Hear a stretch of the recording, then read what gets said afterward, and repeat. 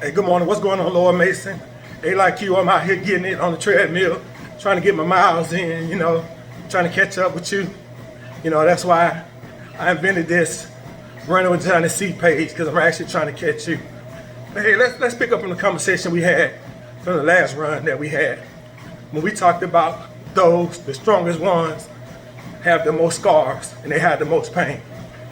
We talked about how, as men, we are brought up to not show weakness, to not, cry. And we realize that that's kind of toxic to that young kid that's growing up, because they grew up without emotion. So again, that's one of them cycles that we have to break out of. But we touched on scars. And let's expound on that a little bit more. I learned a new word, expound. So when I say scars, sometime or another, everybody has been through something, be it physical, mental, financial. We've all been scarred by something. And to me, a scar is real symbolic of the struggle that someone has been through. And this is the reason why. So you have an issue. We'll say financial. You go through it, you go from the top to the bottom real quick. Now you're at rock bottom. You don't know where you're at. You're thinking about ending it all. But you reach out to your friends, as we said, you reach out to that friend that got that attentive ear that's going to actually listen to you and listen to your problem, or listen to what you're discussing.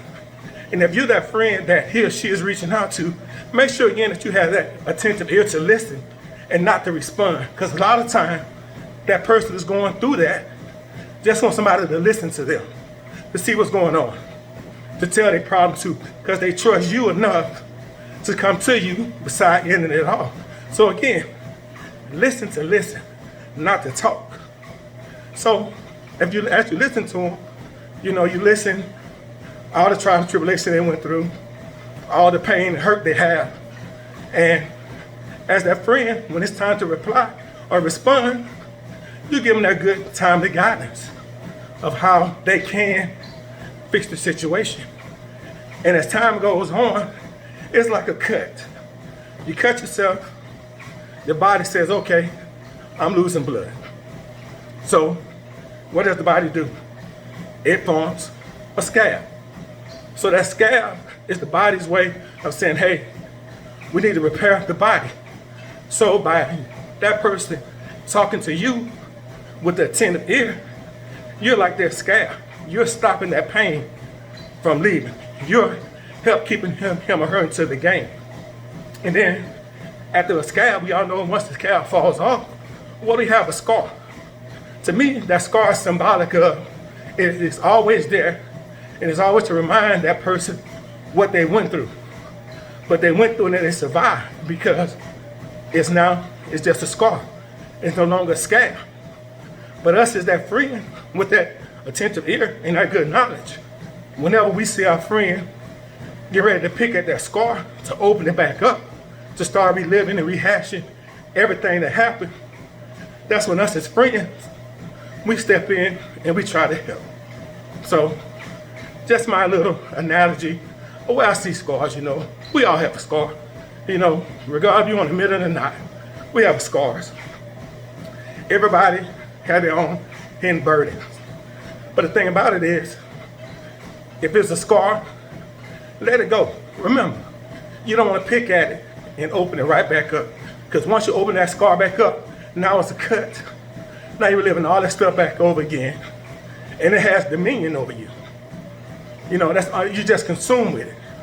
So once the body heals, your body being your mind, from that situation, move on, live your best life.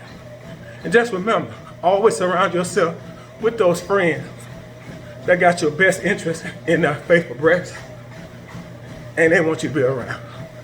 So to anybody out there right now that's going through anything, never feel as though you have nobody you can talk to. You got more people that care about you than you realize.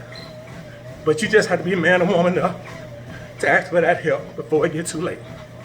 So, hey, as usual, I got to end my run with, you got to get in those 35 minutes of some type of physical activity.